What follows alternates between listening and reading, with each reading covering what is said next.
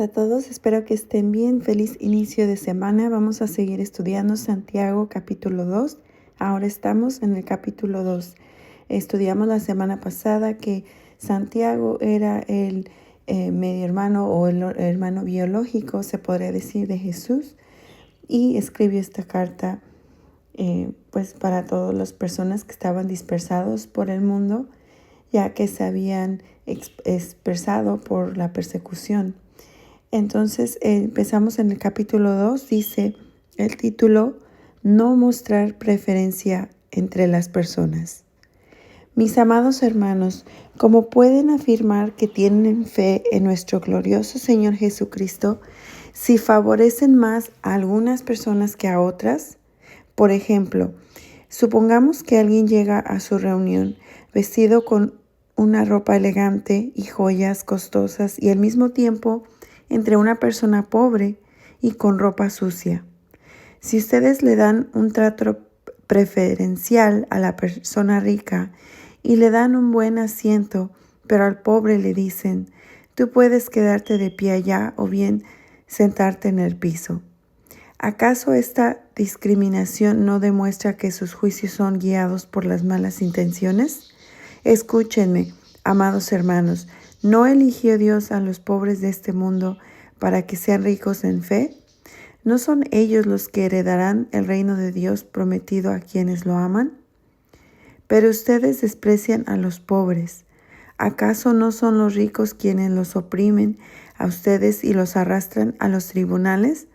¿Acaso no son ellos los que insultan a Jesucristo, cuyo noble nombre ustedes llevan? Por supuesto que hacen bien cuando obedecen la ley suprema, tal como aparece en las Escrituras. Amen a tu prójimo como a ti mismo. Pero si favorecen más a algunas personas que a otras, cometen pecado, son culpables de violar toda la ley. Pues el que obedece todas las leyes de Dios, menos una, es tan culpable como el que las desobedece todas. Porque el mismo Dios dijo: no cometerás adulterio. También dijo: no cometerás asesinato. Así que si ustedes matan a alguien, pero no cometen adulterio, de todos modos han violado la ley. Entonces, en todo lo que digan y en todo lo que hagan, recuerden que serán juzgados por la ley que los hace libres. No habrá compasión para quienes no hayan tenido compasión de otros. Pero si ustedes han sido compasivos, Dios será misericordioso con ustedes cuando los juzgue. Entonces vamos a repasar los primeros 12 versículos. Al principio nos está exhortando a no tener preferencia entre personas, no hacer disensión de personas, no favorecer o tratar diferente a las personas en general, igual dependiendo su estatus económico. Aquí dice que si favorecen, ¿cómo podemos afirmar que tenemos fe en el Señor si favorecemos a unas personas que a otras? Y eso nos lleva a lo que hay en nuestro corazón. Dice que pues de lo que emana en nuestro corazón abunda nuestra boca, igual en nuestras acciones. De la raíz del mal, ¿verdad?, está en nuestro corazón. Entonces aquí dice que no podemos tratar o favorecer a unas personas que a otras. No podemos ser más amigables o más cordiales con las personas que nos convienen y con las personas que no nos convienen o no nos llevan a algún beneficio, tratarlas mal. Dice que eso avale el segundo mandamiento de Dios, que es: amarás a tu prójimo como a ti mismo. Entonces ese es un pecado muy grande.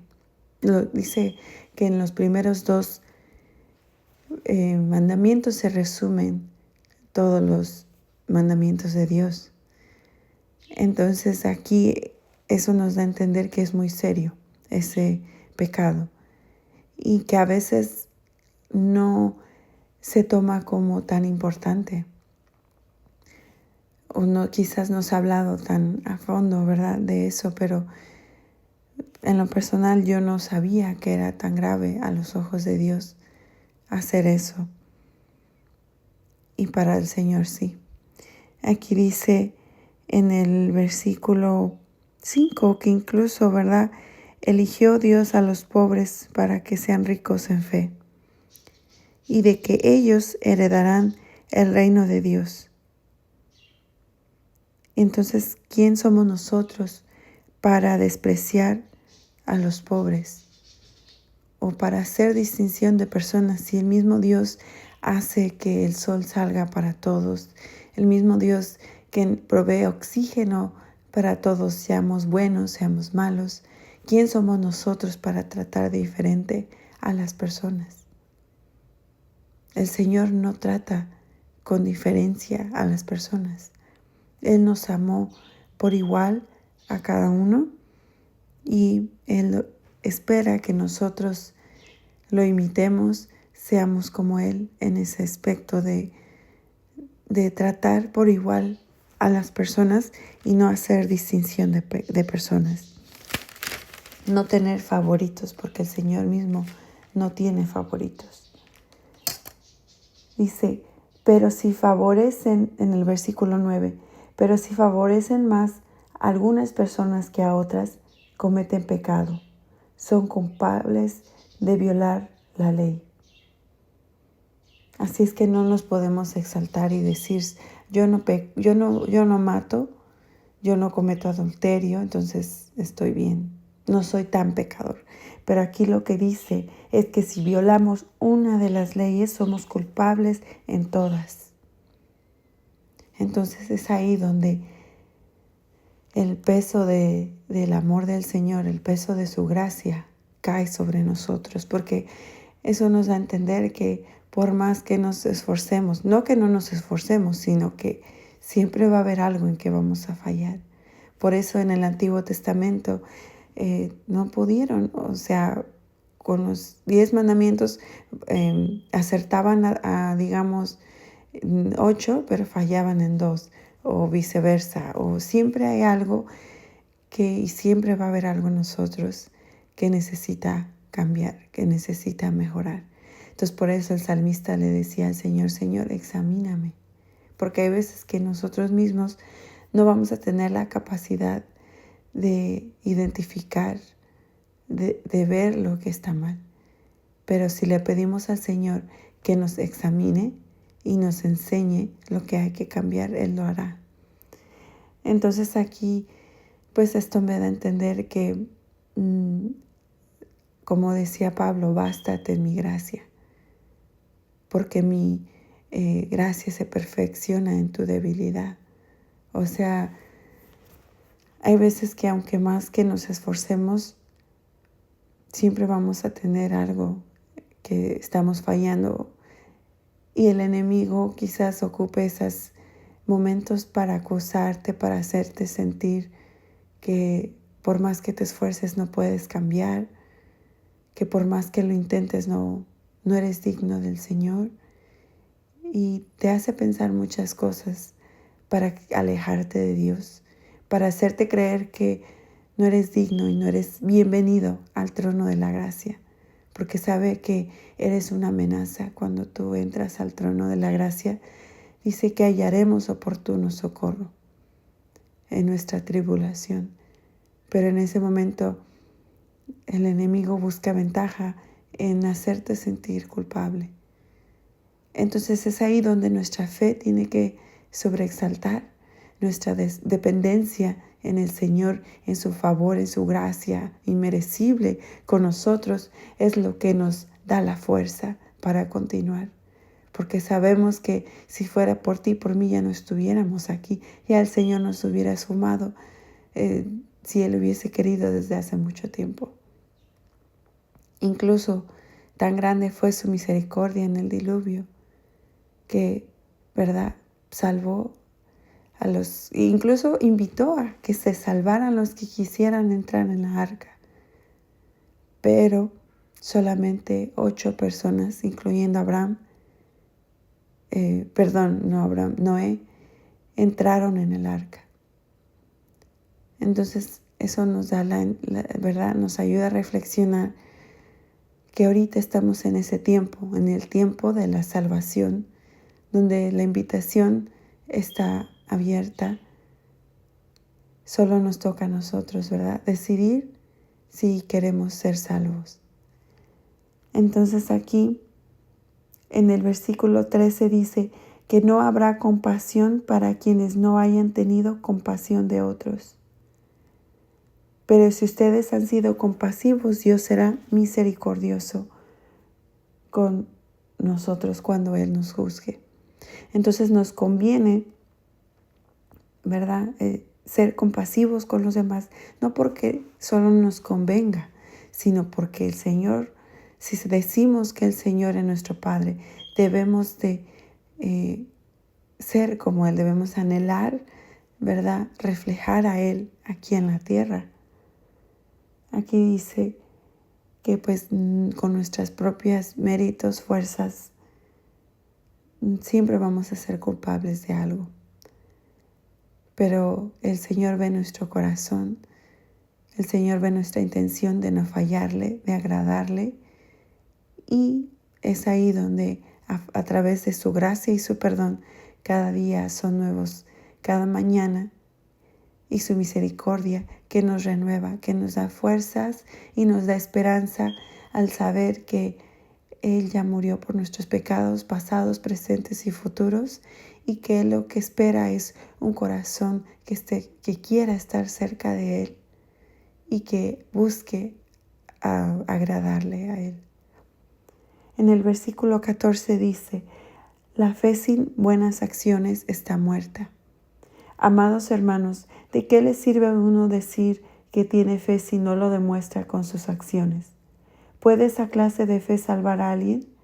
Supóngase que ven a un hermano o una hermana que no tiene que comer ni con qué vestirse, y uno de ustedes le dice: adiós, que tengas un buen día, abrígate mucho y aliméntate bien, pero no le da ni un alimento ni ropa.